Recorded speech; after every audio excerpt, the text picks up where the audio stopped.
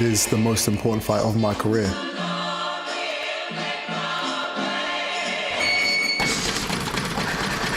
The training speaks for itself. I'm preparing for war.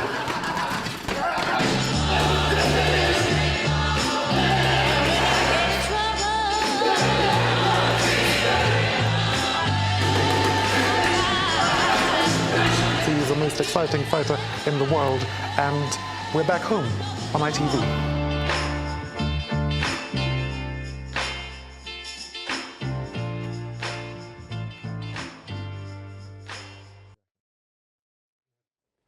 So we've got the two boxers here. A week tomorrow is the fight. Go to www.itvboxoffice.co.uk to register. So go there now and register for the fight a week tomorrow. We've got David Price on the undercard as well, Adam Etches and Kid Galahad. But the main event, Chris Eubank Jr. and Renold Quinlan. Renold, welcome to the UK. Sorry about the weather. So what was the temperature when you left Sydney? It was 38. 38, okay. 38 degrees Cold centigrade. Yes. Really cold. Okay, just to make that clear. Yeah. And congratulations, you had a baby boy last week. Last week, last Friday, so a week. And what's the little fella's name? Quaid.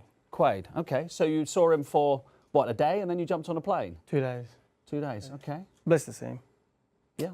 Was that hard to leave him? No, wasn't that hard. Well, you got some sleep on the plane anyway. Yeah. Okay, tell us why you've decided to take this fight. It's a challenge. I love challenges, and I challenged myself to come over, defend my title against Chris Eubank. But fight night, you'll see. What are we going to see?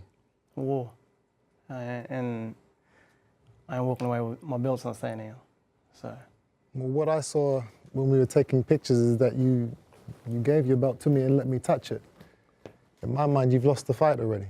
If it was my belt, you would never touch it. I don't care what the camera. I'll give you a feel of it. Yeah, well, still, that's a symbol. It's gonna be the last time you're gonna touch it. That's a symbol of your achievement. You should let. It'll be the last time you touch it. So. Well, we'll find out. Why do you think he shouldn't let you touch it? What's it a sign of in your view? This is a world title belt that he worked so hard to get. You don't let your opponent touch it because the cameraman says, "Can you guys take a picture with it?" Say, "No, this is my belt. This is my belt." That's in my opinion. He pushed the belt towards me too quickly. He did what he was told. If it's my belt, it's staying with me the whole time. What did you think of his win over Daniel Gill? He knocked him out, so it was a good win. Daniel Gill is a former world champion. So full respect to that. And, you know, I do respect the fact that this man's come over here from Australia. He's come over to a foreign territory, doesn't know anybody, he hasn't got any fans over here. And he's challenging, you know, one of the most exciting fighters in the world.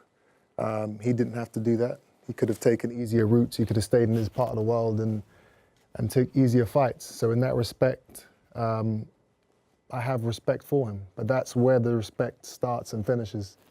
On the night, as they say in the military, I'm going to proceed with extreme prejudice. And that belt is, well, enjoy it for the next 8 days, because after that, it's coming back to England. Did you take the fight as well because you want to make your name better known across the world? I mean, you're big news down under, but did you take the fight as well because this is an opportunity for the rest of the boxing world to hear about you? It is an opportunity, but like I said, it's a challenge for me. I challenge myself. It's not just a challenge. So you're running up a mountain with this one, man. The mountain is easy for me to run up. I'll sprint up it. Okay. Fight night, you're going to see. That's all I can say. Tell us a little bit about yourself. Tell us a little about your background, Renold. My background, my dad's Aboriginal, my mum's Fijian. I grew up, never had my father and mother raise me. I grew up hard, but that's the past. I don't dwell on the past. I changed my lifestyle around with my boxing career, for my family. And I took it on a whole another level, growing up back home. Get caught up in the wrong crew. And like I said, the boxing is what disciplined me and changed my life. Yeah. So, yeah. I mean, You hear that story a bit, but you're saying that in your case that's the classic true story of what boxing did for your life. That is a classic true story. And I guess a lot of great boxers have got a story behind them, past and growing up. So I think Christine would know that, and a lot of people would know that too. And your Aboriginal roots are very important to you, aren't they? Yes, they are. My Aboriginal roots are very important to me. What do they bring to your life particularly? Is it a way that you like to lead your life by? Well, it's something different about my Aboriginal roots. The past is the past, but I love the culture, my culture on both sides, on my mum's side Fijian and on my dad's side. So to me, they're both equal. They're both the same. And when you have a look at the bookmakers, and they have Chris at sort of, some of them have them at 250 to 1 on to win. I mean, in other words, as far as the bookmakers are concerned, it is no contest. Do you find that a bit insulting? I don't take notice of it. It's if they want to lose their money, go ahead. But put the odds on me. What am I paying? I don't know what I'm paying. So. Is that about right in your point of view? Are you that odds on that it's not worth having a bet? I'm not a betting man. I don't gamble. I believe in working hard and earning your keep, not hoping something happens and throwing money on it. But this is I've been working for this my entire life, my entire career, to get to this stage, to fight for a world title, and to do it on ITV. It's a privilege. It's a huge opportunity. The reach that you guys have is it's unparalleled. So, I believe it's going to be a hell of a fight. And to follow in Dad's footsteps. I mean, that must mean, obviously we talked to him a lot about his role in your life and your career, but to follow in his footsteps, how much would that mean? To follow in his footsteps, to follow in all the greats. This is what a fighter wants to achieve in his career. To be able to say, yeah, I did it. To have a legacy, to have kids coming up and looking up and saying, I want to be like that guy. And this is the ticket. This is the ticket. Having that belt puts me in a position to then go and clean up these divisions, middleweight, super middleweight. There's a lot of great fights to be had out there. And just because I'm fighting for the super middleweight title doesn't mean that I'm forever going to be restricted to the super middleweight division, because obviously there are super fights there to be made in the middleweight division. Is Golovkin the one that you really want? You've talked about that before. I don't know how many more times I got to say it. I know I can beat the guy. I know I can beat him. Great power. That's what that man brings to the table. But I've sparred with heavyweights. I've taken beatings throughout my entire career from massive guys who Golovkin could never punch harder than. So the fact that he can punch doesn't affect me. It doesn't scare me. And once you look past that, what could he beat me with? He's not faster than me. His defense isn't better than mine. This is a man who openly says he likes getting hit. He likes, he's not hard to hit. In my opinion, boxing is about being hit and not getting hit. That's my philosophy. He obviously doesn't share that. So a huge fight to be made in the future. And obviously we've got my old arch nemesis, Billy Joe Saunders at middleweight. That's another fight that I want and will not stop until I get. Is that an itch that you can't help scratching? That's exactly what it is. It's a wrong that I have to get right. And it's always hard when, especially when you have a loss and you don't feel like you really lost the fight. You know that you're the better fighter.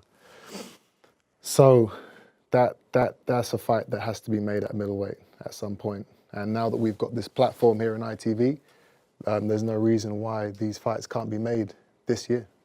www.itvboxoffice.co.uk. Go there now and register for the fight a week tomorrow. So what are you going to bring to the ring then in Olympia? What's your style? What are people going to see? Fireworks. They're going to see fireworks. And I guess everyone just get there and be there early and see for themselves. I don't talk myself up, but I let my fist do the talking. Me and Eubank's two different people. So Feb 4th, be there, watch, register. So you're going to take a step back. You meet fire with fire. You're on the front foot. If you want to play with fire, you can play with fire. So I think that's what it'll be.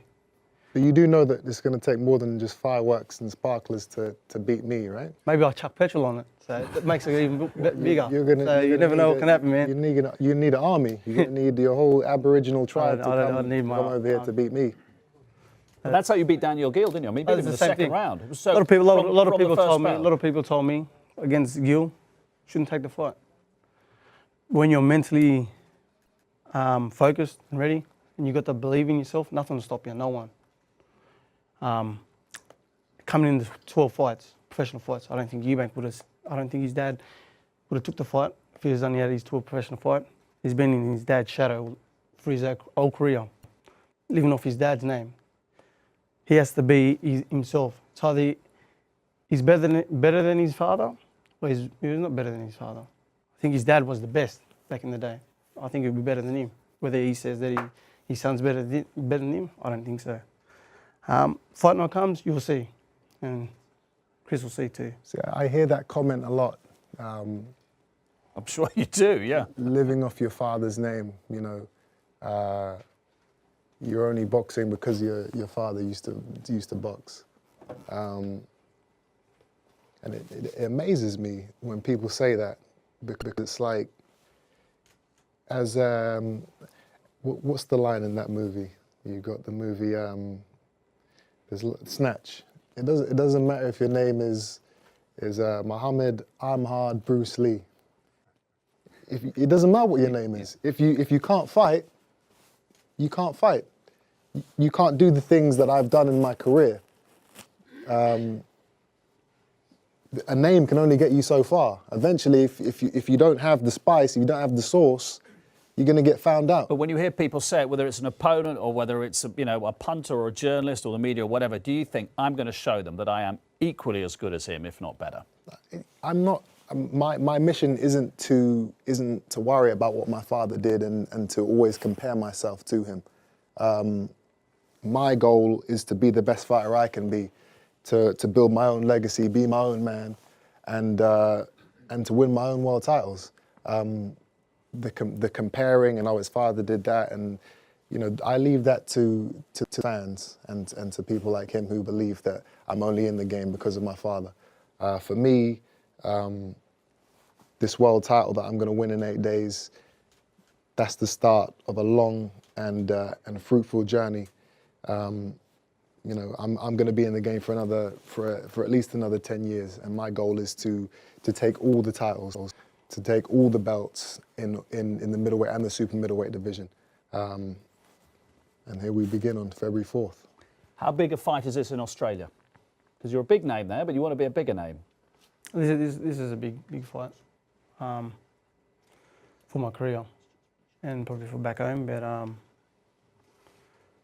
yeah, it is what it is. To come all the way in for Chris, he's got a big name in the UK and around the world. But Feb 4th, just can't wait. Yeah, because you mentioned his dad. So growing up, you would have known the stories of Chris and Nigel Benn and the middleweight and super middleweight division of those days. Yeah, watched a bit of them. It's a good laugh. But yeah. Like a good laugh? What do you mean by that? Like it's a good laugh, like just the way they are to each other. There was nothing funny about their rivalries. That was to me it was some of the most vicious fights in boxing history. If you find that funny, then you're not really a true fighter. To me, like I said, we're both different. We're both different. Well, if you find that type of thing funny, then you're gonna find February 4th hilarious, because you're gonna get exactly the same. It's gonna be hilarious. A lot of people laugh now, but it's gonna be hilarious for you. Have you got a game plan? No, I mean, plan. Chris told us what Chris Jr.'s I adapt to what's in front weakness might be. Keeps his hands a bit low. Have you got a game plan? No, not really. I don't have a game plan. I just adapt to what's in front of me. Okay. It's natural talent. So you've flown all the way over here from Australia with no plan at all. You're just going to get in there and wing it? Is that what you're telling everybody? Yeah, that's what I'm telling everyone. Wow, you're in some serious trouble, my friend. Really. I tell you what, we've got a couple of minutes left. Why don't you get the belt? So everybody's watching this on YouTube can see you with the belt and can see what it is that Chris wants to take off you. You going to let him touch it this time? I'll let him touch it. There you the go, last time Chris. I touched I'm going to do you a favor and I'm going to keep my hands off it until after the fight. Okay, sure, this is the last time I'm going to Once touch I- it, man. once I it's a earn it, boomerang, so then it comes back. Then I'll take it. It's a boomerang, so it comes back. We'll see. So this is it. We talked about game plans. You back your natural talent every time, but do you have a game plan as such? You know, I'm searching and destroying. I'm going to go in there and, you know, the ring is my kitchen and you're getting cooked. Seasoned, cooked, fried, sautéed, all of that. You mightn't have the right ingredients, man. I do. I don't think you got the right ingredients. I don't think you got the right ingredients, Ralph. I really do. Okay. Boys, you just want to stand up so everyone at home can see you. I'll get to one side. Just there you quickly on those odds, But- 250 to 1. Where do we get that? go. We'll tell you afterwards about that. Look down the camera there. Everyone can see you watching here live from YouTube space. So a week tomorrow then, these two gents, Chris Eubank Jr. and Renold Quinlan, go to itvboxoffice.co.uk. You can register now. And on the undercard, David Price was with us last week in Preston. He's fighting Christian Hammer, of course, at heavyweight. Kid Galahad's back in the ring as well. And Adam Etches also fighting. So that's a week tomorrow. Register now at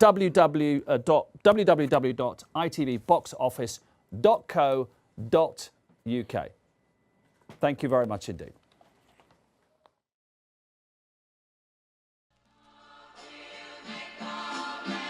It is the most important fight of my career.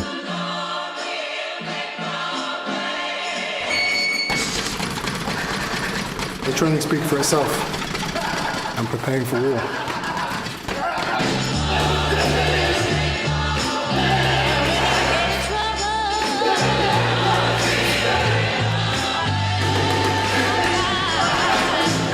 He's the most exciting fighter in the world, and we're back home on ITV.